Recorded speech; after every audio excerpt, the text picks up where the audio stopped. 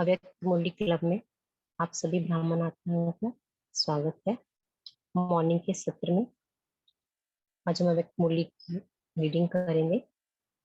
1 minute के लिए पहले बाबा को याद करते हैं।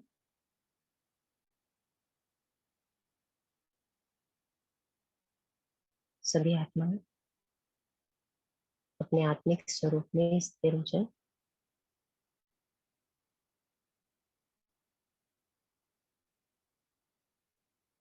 मैं बहुत ही भाग्यवान आत्मा हूँ जो बाबा के विश्व कल्याण के इस कार्य में बाबा ने मुझे निमित्त बनाया है।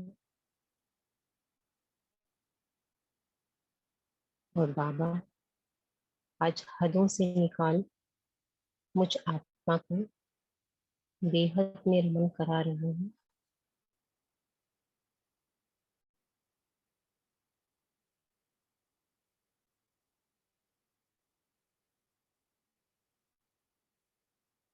बहुत ही शांत चित्त, एकाग्र चित्त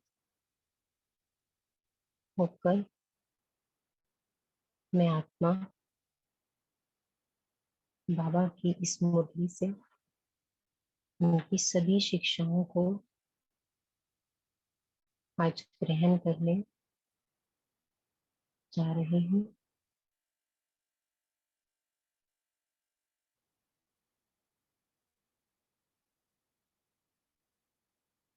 शांति।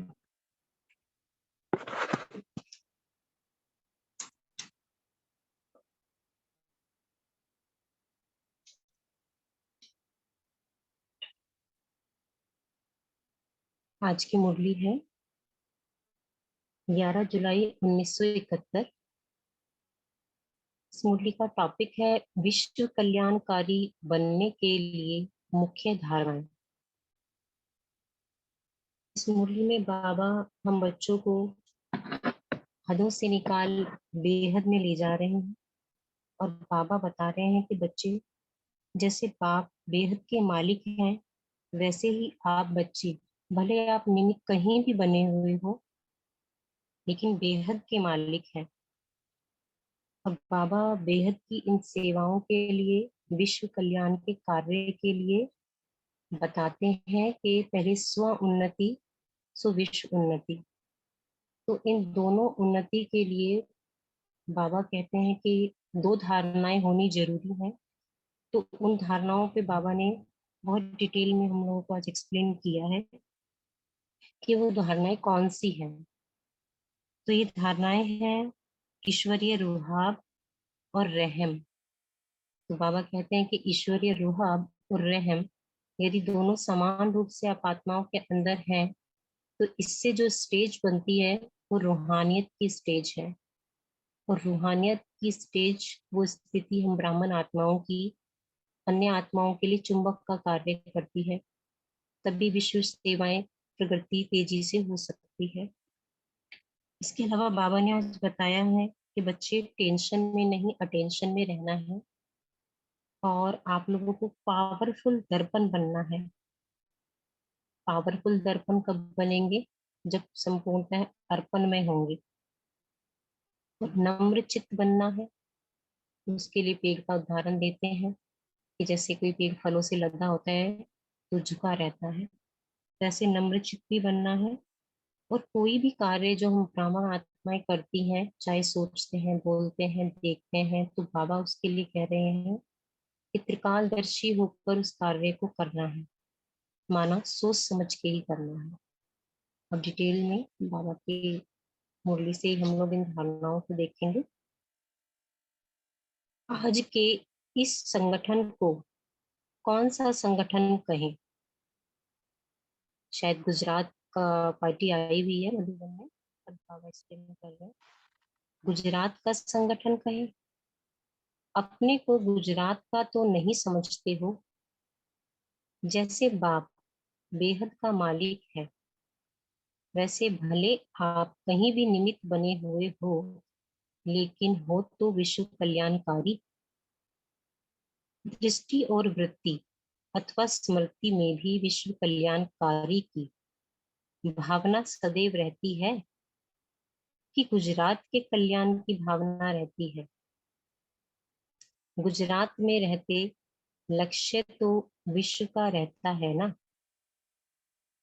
बेहद के सर्विस में हो ना। बाबा को क्वेश्चन पूछ रहे हैं कि बच्चे बेहद की सर्विस में हो ना, किसी भी स्थान पे हो वहां से अटैच तो नहीं हो रहे हो। यह तो निमित्त ड्यूटी दी हुई है, वह निमित्त बनकर के बजा रहे हो। लेकिन नशा क्या रहता है, वर्णन तो यही करते हो ना, हम विश्व कल्याणकारी हैं, विश्व का परिवर्तन करना है। जो भी सर्विस करते हो वह सर्विस के साधन बनाते हो, उसमें भी शब्द तो विश्व लिखते हो ना, विश्व का नवनिर्माण करने वाले हो। विश्व का परिवर्तन होता जाता है, आवाज एक जगह किया जाता है, लेकिन फैलता तो चारों ओर है ना। बड़ी सभा भी होती है और माइक में एक जगह बोलते हैं, लेकिन आवाज चारों ओर फैलता है। भले निमित्त एक स्थान पर आवाज बुलंद करते हो, लेकिन फैलता तो चारों ओर है। तो विश्व कल्याणकारी बनने के लिए मुख्य दो धारणाएं आवश्यक है, जिससे हद में रहते भी बेहद का कल्याणकारी बन सकते हैं। जैसे हम गृहस्थी भी हैं या फिर सेंटर पर भी हैं, छोटे सेंटरों पर भी हैं, तो हद में है। लेकिन बाबा कहते हैं कि बच्चे ये दो धारणाएं यदि हैं तो बेहद के कल्याणकारी बन सकते हो। अगर वह धारणा न रहे तो उनका आवाज, उनकी दृष्टि बेहद विश्व की तरफ नहीं पहुंच सकती। मानना ये दो धारणाएं कितनी इम्पोर्टेंट है कि हमारी आवाज, हमारी दृष्टि, जिस कार्य के लिए हमें निमित्त बनाया है बाबा ने, विश्व कल्याण, तो उसके पास नहीं जा सकती, विश्व तक नहीं पहुंचेगी। विश्व कल्याणकारी बनने लिए दो धारणाएं कौन सी हैं, अब बाबा उनको क्लियर कर। आप किन दो धारणाओं के आधार पर विश्व के कल्याण का कर्तव्य कर रहे हो। विश्व कल्याण की जो शुभ भावना है उसका प्रत्यक्ष फल तो जरूर मिलता है, भावना का फल तो भक्ति मार्ग में भी मिलता है, लेकिन वह अल्पकाल का है।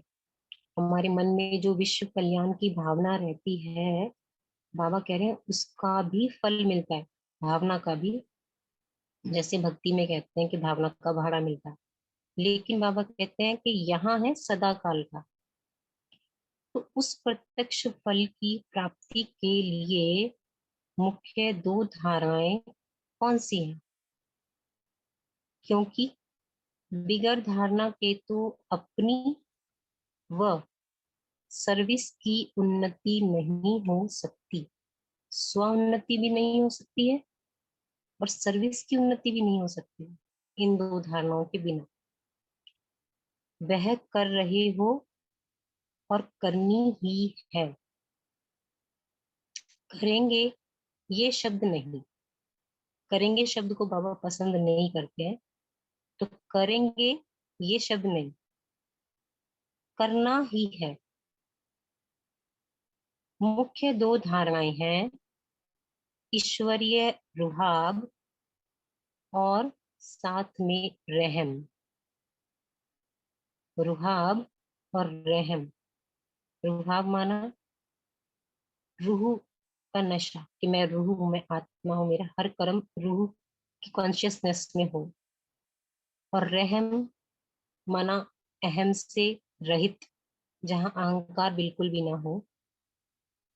रहम शब्द को बाबा ने एक बार डिटेल में, एक बार मुरली में समझाया था कि होता क्या है कि कोई आत्मा दुखी है, परेशान है, किसी के साथ कोई दुर्घटना घट गई है, तो लोग क्या करते हैं, वहां जाते हैं कि बेचारे के साथ ऐसा हो गया, देखो इसके साथ ये हो गया, दुखी हो जाते हैं। और कई बार किसी हमारे अपने के साथ कोई परेशानी होती है तो हम उसके दुख में ही दुखी हो जाते हैं। तो बाबा ने कहा बच्चे ये रहम नहीं है, ब्राह्मण आत्माओं को रहम प्रैक्टिकल में कैसे अप्लाई करना है। कोई दुखी है, परेशान है, कुछ परिस्थिति आ गई है, अपनों पर भी आ गई है, तो फर्स्ट तो ये कि आप साक्षी हो जाओ। माना आपकी खुद की स्थिति खराब नहीं होनी चाहिए उस तकलीफ से। अपने आप को स्ट्रांग रखते हुए जो भी उसकी मदद कर सकते हो, जो भी सहयोग दे सकते हो, वो सहयोग करो। ये होता है रहम। तो आगे चलेंगे। अगर रुहाब और रहम दोनों ही साथ साथ में है और समान है, तो दोनों गुणों की समानता से रूहानियत की स्टेज बन जाती है। अब हमारी रूहानियत की स्थिति बन जाती है। इसको ही रूहानियत व रूहानी स्थिति कहा जाता है। रुहाब भी पूरा हो और रहम भी पूरा हो। अभी रुहाब को छोड़ सिर्फ रहम करते हो, वह रहम को छोड़ रुहाब में आ जाते हो, तो क्या होता है फिर? इसलिए दोनों की समानता से जो रूहानियत की स्थिति बनती है, उसकी कमी हो जाती है। तो दोनों को बैलेंस रखना है हमेशा। इसलिए सदैव जो कोई भी कर्तव्य करते हो, वह मुख से वर्णन करते हो, तो पहले चेक करो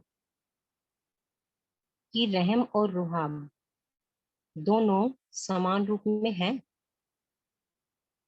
दोनों को समान करने से एक तो अपना स्वमान स्वयं रख सकेंगे। अभी यदि हम दोनों इन धारणाओं को धारण करते हैं, तो उससे फायदा क्या होगा, वो बाबा बता रहे हैं कि दोनों को समान करने से एक तो अपना स्वमान स्वयं रख सकेंगे, और दूसरा सर्व आत्माओं से भी स्वमान की प्राप्ति होगी। स्वमान को छोड़ मान की इच्छा रखने से सफलता नहीं हो पाती है। मान की इच्छा को छोड़ स्वमान में टिक जाओ, तो मान परछाई के समान आपके पिछाड़ी आएगा। मान की इच्छा रखने की जरूरत ही नहीं है यदि हम स्वमान में टिक जाए। जैसे भक्त अपने देवताओं व देवियों के पीछे अंधश्रद्धा वश भी कितना भाग दौड़ करते हैं, हम सबने भक्ति में देखा है। वैसे चैतन्य स्वरूप में स्वमान में स्थित हुई आत्माओं के पीछे सर्व आत्माएं मान देने के लिए आएंगी। अंडरलाइन करने वाली बात है कि बाबा कह रहे हैं कि चैतन्य स्वरूप में स्वमान में स्थित यदि हम होते हैं, तो सर्व आत्माएं मान देने के लिए आएंगी, दौड़ेंगी। भक्तों की भागदौड़ तो देखी है ना। आप लोगों के यादगार जड़ चित्र हैं, उनमें भी चित्रकार मुख्य यही धारणा भरते हैं। एक तरफ शक्तियों का रुहाब भी फुल फोर्स में दिखाते हैं, और साथ साथ रहम का भी दिखाते हैं। एक ही चित्र में दोनों ही भाव प्रकट करते हैं ना। यह क्यों बना है? देवियों के चित्र हम देखते हैं तो रुहाब और रहम उनकी नैनों से ही दिखाई देता है। तो चित्रों में ये क्यों बना है? क्योंकि प्रैक्टिकल में आप रुहाब और रहम दिल मूर्त बने हो, तो जड़ चित्रों में भी यही मुख्य धारणाएं दिखाते हैं। तो आप लोग अभी जब सर्विस पे हो, तो सर्विस के प्रत्यक्ष फल का आधार इन दो मुख्य धारणाओं के ऊपर है। रहमदिल जरूर बनना है, लेकिन किस आधार पे और कब? रहमदिल तो बनना है, लेकिन किस आधार पे और कब, यह भी देखना है।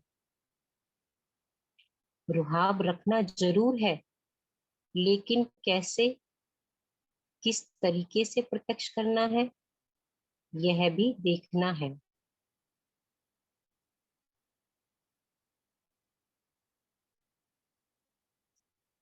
रुहाब कोई वर्णन करने व दिखाने से दिखाई नहीं देता। रुहाब नैन चैन से स्वयं ही अपना साक्षात्कार कराता है। रुहाब के लिए बाबा कहें कि उसको वर्णन करने या दिखाने की जरूरत नहीं, नैन चैन से स्वतः ही स्वयं दिखाई देता है, साक्षात्कार कराता है। अगर उसका वर्णन करते हो तो रुहाब बदलकर रौब में दिखाई देता है। तो रौब नहीं दिखाना, रुहाब में रहना है। ये शिक्षा हमें मिली कि रौब नहीं दिखाना, रुहाब में रहना है। रौब को भी अहंकार व क्रोध की वंशावली ही कहेंगे। क्रोध तो नहीं करते हैं, लेकिन रौब है तो बाबा कहते हैं उसको भी क्रोध की ही वंशावली कहेंगे। इसलिए रौब नहीं दिखाना है, लेकिन रुहाब में जरूर रहना है। जितना जितना रहम दिल के साथ रुहाब में रहेंगे, तो फिर रौब खत्म हो ही जाएगा। ये भी एक फायदा है कि यदि हम रुहाब में रहते हैं तो धीरे धीरे रौब बिल्कुल खत्म हो जाएगा। कोई कैसी भी आत्मा हो, रौब दिलाने वाली भी हो, तो रुहाब और रहम दिल बनने से रौब में कभी नहीं आएगी। ऐसे नहीं कि सर्कमस्टांस ऐसे थे और ऐसे शब्द बोले तो करना ही पड़ा, करना ही पड़ेगा, यह तो होगा ही। ये सब हम लोग एक्सक्यूज देते हैं ना कि बाबा ऐसा तो करना ही पड़ता है, ऐसा तो होता ही, ये तो बोलना ही पड़ा। अभी तो संपूर्ण बने ही नहीं है। यह शब्द अथवा भाषा इस संगठन में नहीं होनी चाहिए। हम ब्राह्मण बने हैं शूद्र से, तो अब हमारी ये भाषा नहीं होनी चाहिए, क्योंकि आप निमित्त सर्विस के हो। इसलिए इस संगठन को मास्टर नॉलेजफुल, सर्विसेबल, सक्सेसफुल संगठन कहेंगे। बाबा का हर एक बच्चा सर्विस के निमित्त है, तो हर किसी को नॉलेजफुल, सर्विसेबल, सक्सेसफुल होना है। जो सक्सेसफुल है वह कोई कारण नहीं बनाते। यदि सक्सेसफुल है तो किसी भी बात में कारण एक्सक्यूज नहीं देंगे। वह कारण को निवारण में परिवर्तन कर देते हैं। यह कारण को निवारण में परिवर्तन कर देते, कारण को आगे नहीं रखेंगे।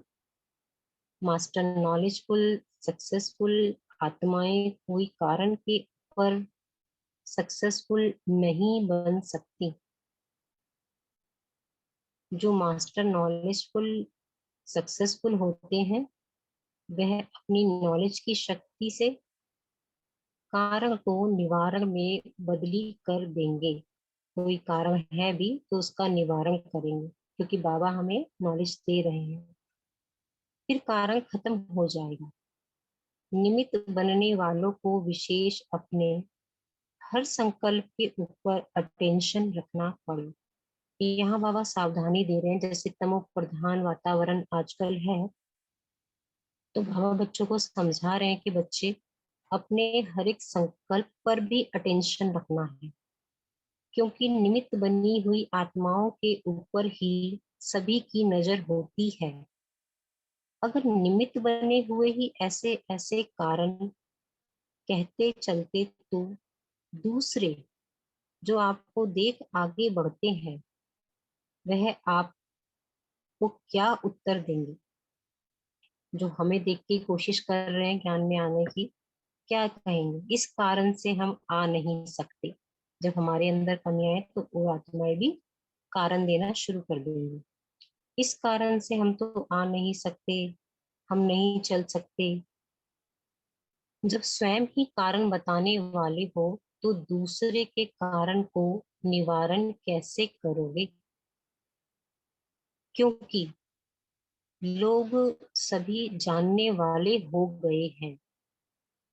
समय बहुत परिवर्तन हो गया, सब जानते हैं सब चीजें। तो जैसे यहाँ दिन प्रतिदिन नॉलेजफुल बनते जाते हो, वैसे ही दुनिया के लोग भी विज्ञान की शक्ति से, विज्ञान की रीति से नॉलेजफुल होते जाते हैं। वह आप लोगों के संकल्पों को भी, हम लोगों के संकल्पों को भी मस्तक से, नयनों से, चेहरे से चेक कर लेते हैं। तो कितना टेंशन देना पड़ेगा। बाबा कह रहे हैं मस्तक, नैनो, चेहरे से भी चेक कर लेंगे। जैसे यहाँ ज्ञान की शक्ति बढ़ती जाती है, वहां भी विज्ञान की शक्ति कम नहीं है। दोनों का ही फोर्स है। अगर निमित्त बनने वालों में कोई कमी है तो वह छिप नहीं सकते। इसलिए तुम निमित्त बनी आत्माओं को इतना ही विशेष अपने संकल्प, वाणी और कर्म के ऊपर अटेंशन देना पड़े। अब यहाँ क्या मेन बात आ जाती है कि निमित्त बने आत्माओं का मतलब ये नहीं कि सेंटर पे दीदी बैठी है तो केवल उन्हीं के लिए बात कही जा रही है या परिवार में बड़ों के लिए कही जा रही है। हम हर आत्मा निमित्त है विश्व कल्याण के लिए। बाबा ने सबको चुना है, हम सब बाबा के हैंड्स हैं, वो जाए हैं। तो ये जो शिक्षाएं आज मिल रही हैं, हम सभी को इन पर चलना पड़े। तो बाबा कह रहे हैं विशेष अपने संकल्प, वाणी और कर्म के ऊपर अटेंशन रखना पड़े। अगर अटेंशन नहीं होता है तो आप लोगों के चेहरे में ही रेखाएं टेंशन की दिखाई पड़ती हैं।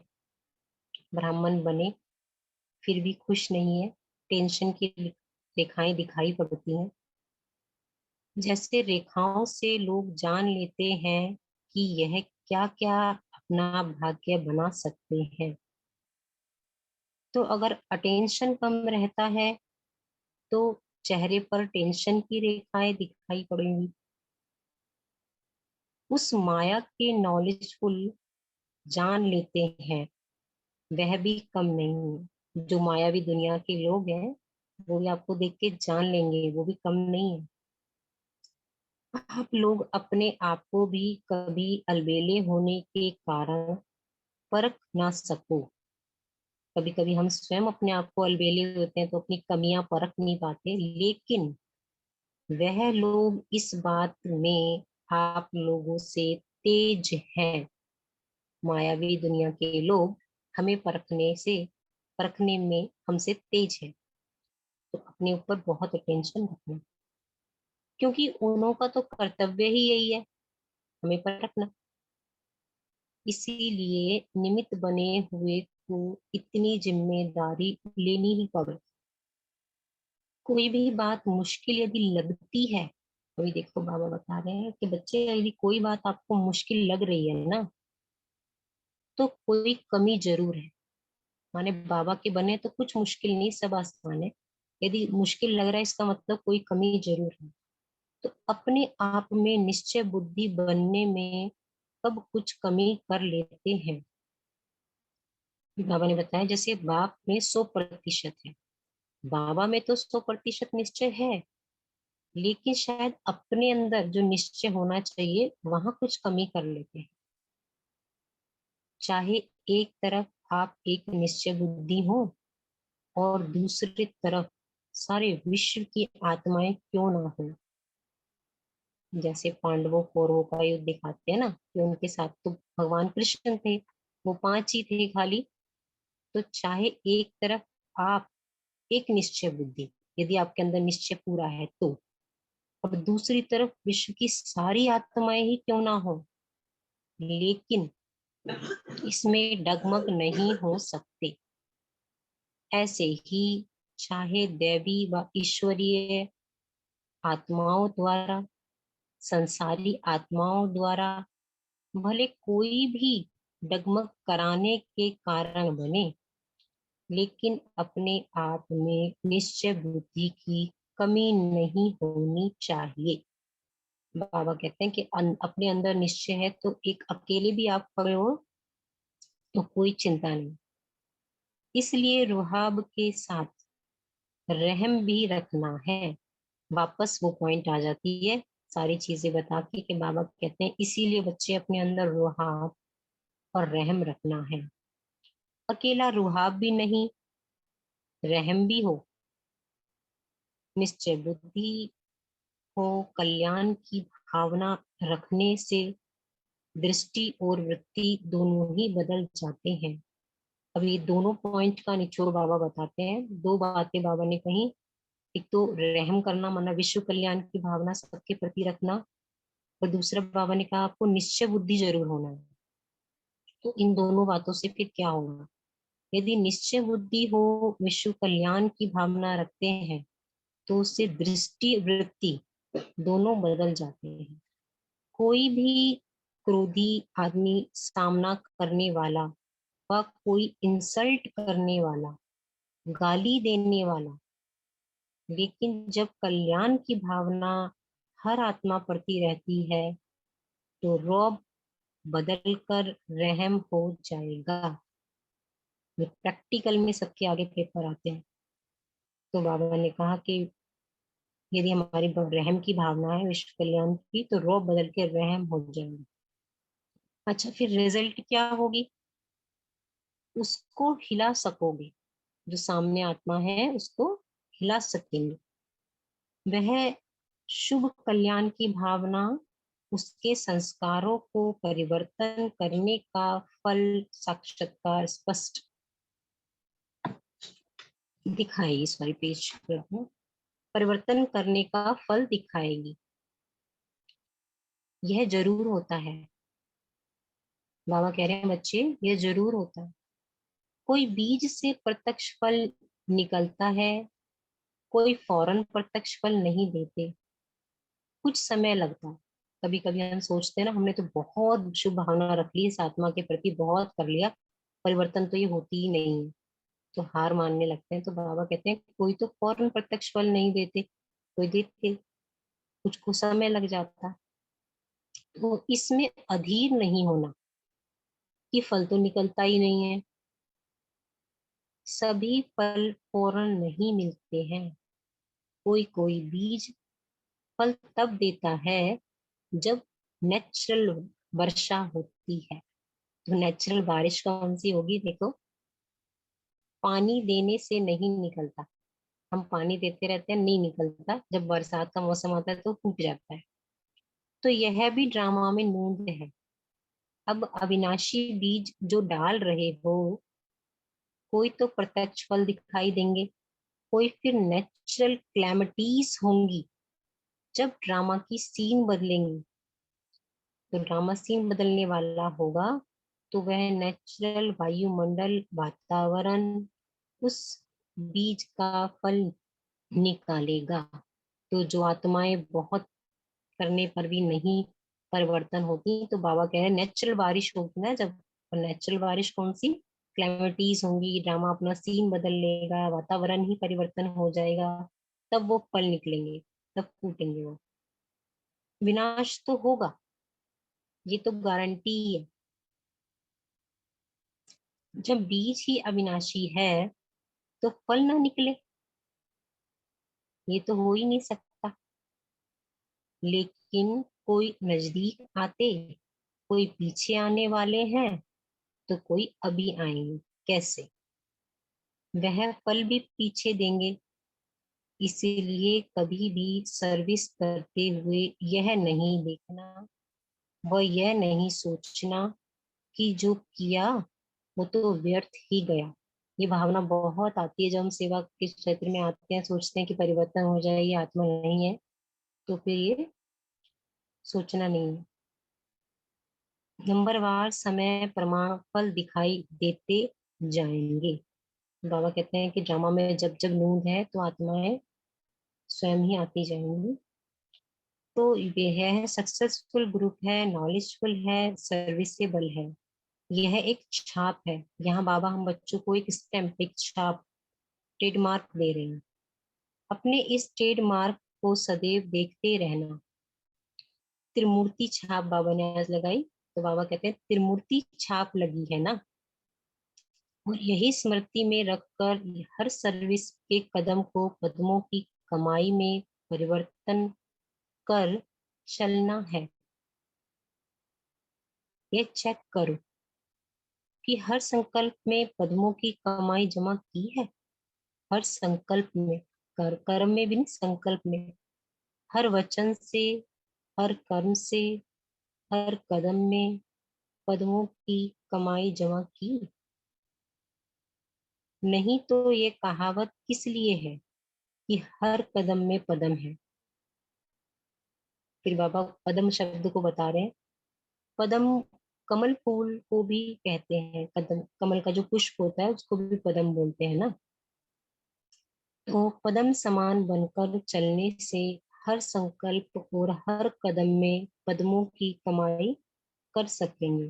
पद्म समान बन के चलना माना न्यारे प्यारे और लाइट रह के चलेंगे संकल्प में, हर कदम में, तो पद्मों की कमाई जमा कर सकेंगे। एक संकल्प भी बिना कमाई के नहीं होगा। अब तो ऐसा अटेंशन रखने का समय है। एक कदम भी बिना पद्म की कमाई के ना हो। निमित्त बना हुआ ग्रुप है ना, ताजधारी होना ही है। अपनी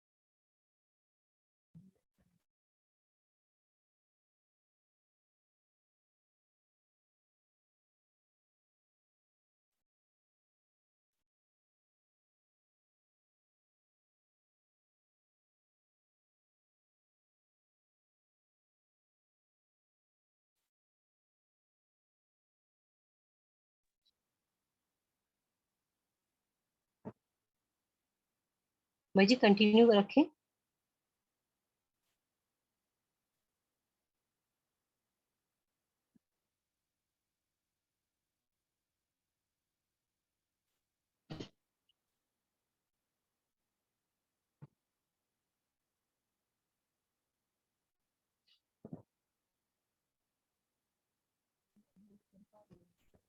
जितना जितना स्वयं अर्पण में होगा उतना ही दर्पण।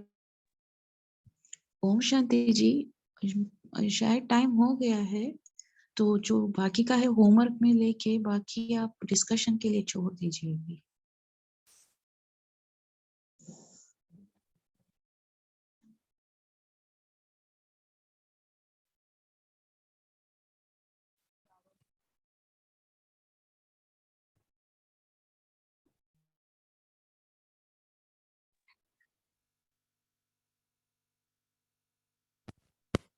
ओम शांति। सभी अपना मनन चिंतन शेयर कर सकते हैं।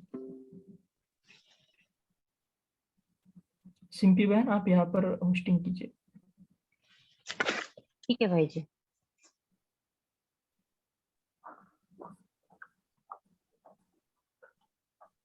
ओम शांति। ओम शांति भाई जी। बाबा ने कहा रोब नहीं दिखाना है, रूआब दिखाना है और रहम करना है। ओम शांति। ओम शांति।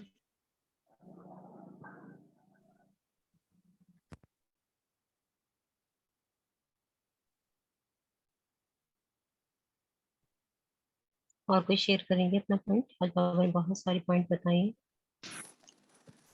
ओम शांति। हाँ जी बताइए। ओम शांति। आज बाबा ने कहा कि दृष्टि वृत्ति में विश्व कल्याणकारी का भावना रहना है, अपने पर निश्चय बुद्धि रखना है।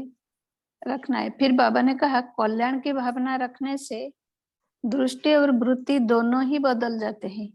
कोई भी कैसा भी आत्मा हो, इंसल्ट करने वाला हो या गाली देने वाला हो, लेकिन जब उसके प्रति हमारा कल्याण की भावना रहे तो उसका रोब रहम में बदल जाएगा। हमारा शुभ कल्याण की भावना उस संस्कार को भी परिवर्तन कर देंगे। तो बाबा ने कहा हाँ, निश्चय बुद्धि अपने में होनी चाहिए और रूहा के साथ रहम भी रखना है। ओम शांति। ओम शांति। बाबा ने बताया कि ये ग्रुप सर्विस, नॉलेजेबल और सर्विसबुल है। ये त्रिमूर्तिचा बताया बाप ने, सक्सेसफुल, नॉलेजफुल, सर्विसबुल। ये स्मृति रख के सर्विस में कदम रखने से पद्मों की कमाई में परिवर्तन कर चलना है बताया। और एक बात बताया कि पद्मों की कमाई का मतलब पद्म तो कमल पुष्प है, तो कमल पुष्प समान बनकर चलने से हर संकल्प, हर कदम में पद्मों की कमाई कर सकेंगे। तो कमल पुष्प समान करके चलना चाहिए। ओम शांति। ओम शांति। ओम शांति। आज प्यारे बाबा ने कहा कि हम विश्व कल्याणकारी हैं। ऐसा नहीं कि सिर्फ हम अपने परिवार का कल्याण करना है, अपने संबंधियों का कल्याण करना है, नहीं, हम बेहद की सर्विस में हैं। तो इसके लिए बेहद की सर्विस वालों में क्या क्वालिटीज हमारे में हो? एक तो हमारे चेहरे चलन से हमारी दृष्टि, वृत्ति, स्मृति में विश्व कल्याण की भावना, शुभ भावना सभी के लिए हो। इसके लिए बाबा ने कहा हम ये कैसे रख सकते हैं, जब हमारे अंदर ईश्वरीय रुहाब हो और रहम दिल हो सभी के लिए, इसका बैलेंस हो। क्योंकि अगर खाली रहम होगा तो हम उनकी इमोशंस में आ जाएंगे, रुआब होगा तो फिर वो खाली रोब दिखाएगा। तो इसलिए बैलेंस हो, जब ईश्वरीय रुहाब का और रहम का बैलेंस होने से अपना स्वमान स्वयं रख सकेंगे, हम स्वयं स्वमान में स्थित रह सकेंगे और सर्व आत्माओं से भी सुमान की प्राप्ति होगी। क्योंकि बाबा कहते हैं कि अगर हम मान की इच्छा रखेंगे तो हमें मान नहीं मिलेगा, लेकिन स्वमान में स्थित रहेंगे, टिक जाएंगे, तो मान परछाई के समान पीछे पीछे आएगा। तो इसलिए बाबा कहते हैं रुआब का वर्णन नहीं, आपके चेहरे से, चलन से, नैन चैन से स्वयं साक्षात्कार हो। जैसे मंदिरों में देवियों की मूर्तियों को देखें तो उनके चेहरे से एक शक्तिशाली का भी प्रतीक होता है जो ईश्वरीय रुहाब होता है, और रहम दिल का भी प्रतीक होता है। तो इसलिए बाबा ने कहा बैलेंस में रहने से रोग खत्म हो जाएगा और विश्व कल्याण की भावना रहेगी। ओम शांति। ओम शांति। बहुत अच्छा बोला। ठीक है आशा। हाँ, ओम शांति सिस्टर। आज बाबा ने कहा है कि रहम और रुहाब दोनों साथ साथ में आप लोग अभी नहीं देखते हो, इसलिए क्या है कि दोनों की समानता जो रूहानियत में स्थिति बनती है वो नहीं, अभी उसमें कमी है। इसलिए बाबा ने कहा है कि सदैव कोई भी कर्तव्य हो या मुख से वर्णन करते हो तो ये चेक करो कि रहम और रुहाब दोनों समान रूप में हैं। अगर दोनों में कुछ कमी है तो वो रूहानियत जो दिखाई देती है वो नहीं दिखाई देती है, दिखाई देनी चाहिए वो नहीं दिखाई देती है। दोनों को समान करने से एक तो आप समान में स्वयं रख सकते हैं, स्वयं स्वयं रख सकते हैं, और दूसरी आत्माओं का भी सम्मान प्राप्त हो जाएगा आपको। ओम शांति। ओम शांति।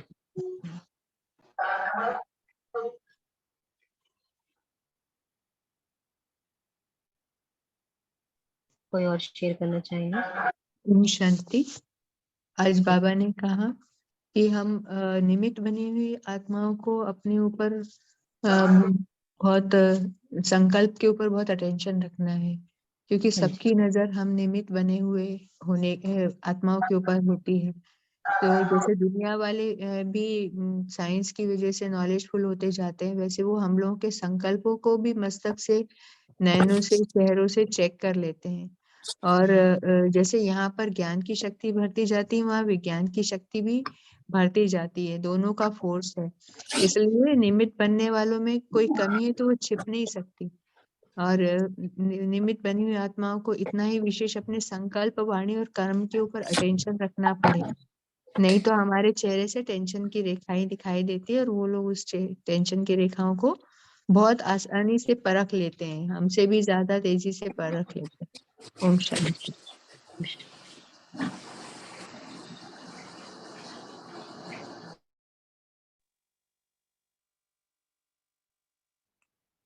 ओम शांति।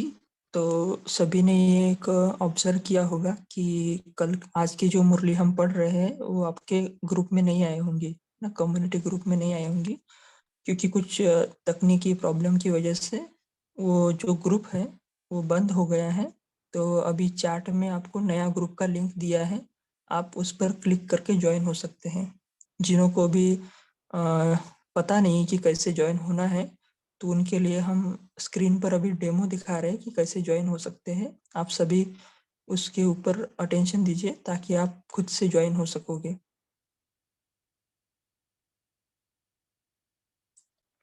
अभी चैट विंडो पर एक मैसेज आया होगा,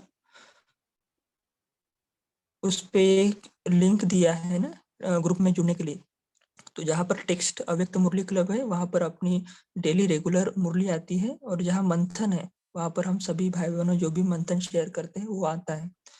तो ये जो ब्लू कलर का लिंक है उस पर क्लिक करना है, और क्लिक करने के बाद यहाँ पर नीचे एक बटन रहता है ज्वाइन कम्युनिटी। अभी हम ऑलरेडी उसमें ज्वाइन है इसलिए वो नहीं दिखा रहा है ना। वहाँ पर ज्वाइन कम्युनिटी करेंगे तो वो ऑटोमेटिक आपको ज्वाइन कर लेगा। तो आप फिर से एक बार दिखाते हैं, यहाँ पर एक ब्लू लिंक है, इस पर क्लिक करना है, और नीचे देखो एक बटन है ज्वाइन कम्युनिटी, इस पर क्लिक करना है तो आप उस ग्रुप में ऑटोमेटिकली जुड़ पाओगे। तो आप सभी ट्राई करना ज्वाइन होने का, अगर नहीं होते हैं तो आप मैसेज टेक्स्ट कर देना एडमिन को, वो आपको ज्वाइन कर देंगे। ओम शांति जी। अभी सिंपी बहन आप होमवर्क भी दे और 2-3 मिनट योग भी करें। ठीक है भाई। पहले पोल लॉन्च करते हैं उसके बाद आप कीजिएगा। हाँ जी।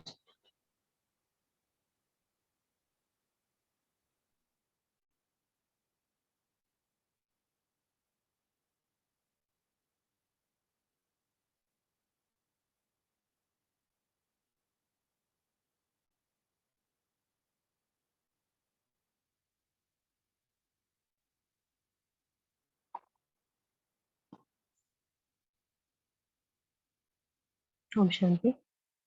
सभी लोगों ने पोल मेरे ख्याल से कर दिया होगा। ये लीजिए।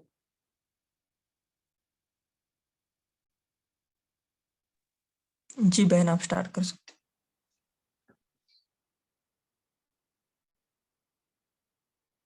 ओम शांति। मुरली में से लास्ट पेज हमारा आज छूट गया है, आप सभी लोग उससे पढ़ेंगे। और उसमें बाबा ने एक तो दर्पण के लिए बोला है कि अपना अर्पण में होना है, तो दर्पण तो बाबा ने उसमें कहा है कि भोग जैसे हम बाबा को अर्पण कर देते हैं, तो इस तरह से अपने मन बुद्धि संकल्प अपने कर्म कोई भी कार्य करने से पहले बाबा को अर्पण करना, जैसे भोजन अर्पण करते हैं। तो उसका ध्यान रखेंगे कि हमारा कोई भी कर्म जो है वो हम संकल्प भी आता है तो पहले बाबा को अर्पण करें, तब उस कार्य को करें। और दूसरा बाबा ने जो अभी हमारा पेज छूटा है उसमें बाबा ने बोला था कि नम्र चित्त बनकर रहना है, माने झुक के चलना है। कभी भी झुकने में ऐसा नहीं सोचें कि मैं क्यों झुकूं। तो पूरा दिन हम अपने आप को चेक करेंगे, क्या मैं आत्मा नम्र चित्त होके चलती हूँ, क्योंकि बाबा ने कहा कि जो आत्माएं आज झुक के चलेंगी उनके आगे विश्व झुकेगा। जैसे एक पेड़ है जो लदा हुआ होता है फल से, वो हमेशा झुका रहता है। तो अपने हर कर्म में आज पूरे दिन हमें चेक करना है कि मैं हर आत्मा के साथ नम्र चित्त होके चलती हूँ। मेरे मन बुद्धि में जो भी बातें आती हैं, संकल्प आता है किसी सेवा का, मैं बाबा को अर्पण करती हूँ। और भोजन भी हम अर्पण में होकर खाते हैं, इस चीज पे अटेंशन रखें। रुहाब और रहम, इन धारणाओं को जरूर धारण करें। 1 मिनट के लिए बाबा को याद करते हैं, फिर कॉल एंड करते हैं।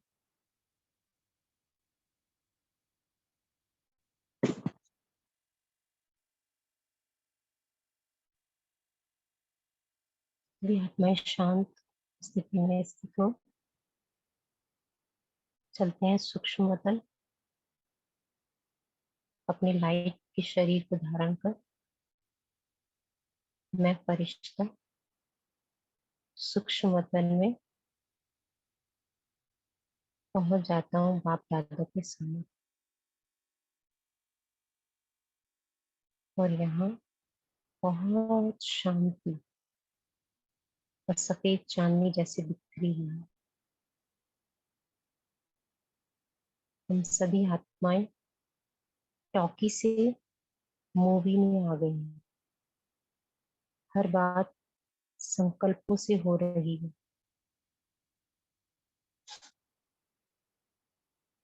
बाबा कहते आओ बच्चे, और मैं आत्मा संकल्पों से ही बाबा को गुड मॉर्निंग बोलती हूँ और बाबा के सम्मुख बैठ जाती हूँ। आज बाबा के दोनों नयनों से मुझ आत्मा पर जैसे शावर पड़ रहे हैं और ये नन्ही नन्ही बूंदे रुहा और रहम इन दोनों से भरपूर है। देखिए, बाबा के एक नयन से रुहाब और दूसरे नयन से रहम, पावरफुल शक्तियां मुझ आत्मा को भरपूर कर रहे हैं और ये किरणें मुझ आत्मा में शक्ति भरती जाती है।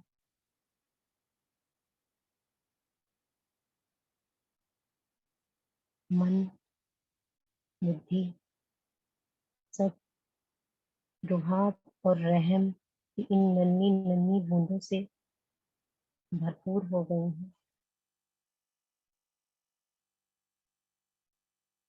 मेरी ये जो स्टेज है ये रूहानियत से भरपूर है और मैं आत्मा वापस आ जाती हूँ अपने इस साकार रूप में, अपने शरीर के अंदर। और देखें अपने को जब मूर्तियों के समान मेरे नयन चैन चेहरे चलन सब में रूहानियत, और ये रूहानियत जिस स्थान पर भी मैं जाती हूँ फैलती जाती है। पूरे घर में बाहर सभी ओर रूहानियत फैल रही है और मैं आत्मा विश्व कल्याण के निमित्त अपनी ये सेवा करती जाती हूँ।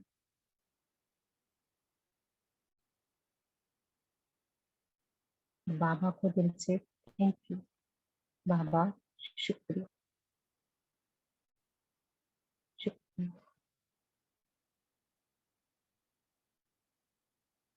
ओम शांति। ओम शांति। ओम शांति।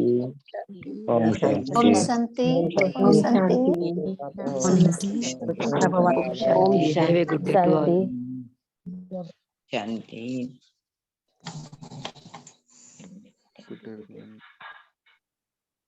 शांति, गुड डे ऑल तपस्वी।